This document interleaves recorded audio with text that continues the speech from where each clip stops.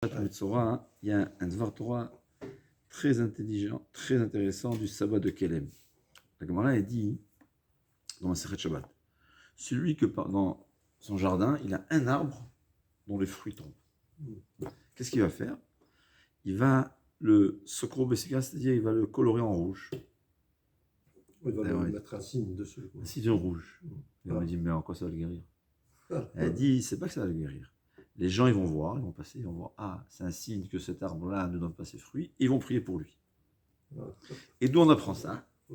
Dans notre paracha, c'est écrit que Vetamé Tamé Yikra, que le Metzora, celui qui a la lèpre, il doit crier je suis tamé. Quand pourrait dire ça, comme ça, tout le monde prie pour lui. Ouais. C'est-à-dire, on voit d'ici, premièrement, il dit, on voit c'est ça là, Israël. On voit quelqu'un en détresse, on prie pour lui. C'est naturel, il n'y a rien de plus naturel, c'est comme ça, on est des frères. Je demande le sabbat de Kelem. On dit d'abord nous allez nous quand même. Hein? On dit d'abord nous allez nous, après on prie pour lui.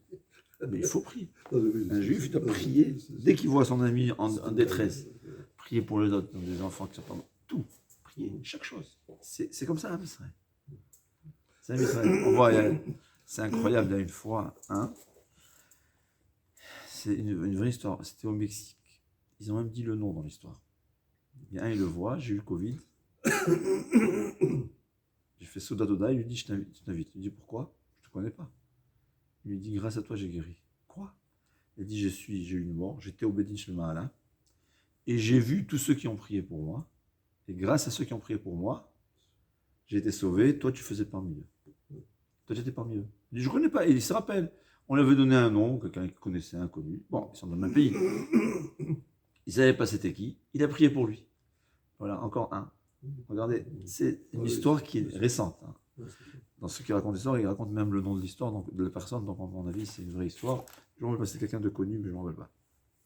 C'est ça, Israël. Le sabbat de Kelem, il demande encore mieux. Quelle comparaison? Il y a quelqu'un qui est lépreux, c'est la pire des maladies. Il doit être en quarantaine, en dehors de la ville, tout seul. Il n'a pas le droit de changer ses habits, il n'a pas le droit de se laver, le minimum, c'est-à-dire dès qu'il ne peut plus supporter. Tu compares ça à quelqu'un qui a 18 arbres, il y a un d'eux qui n'a pas de fruits.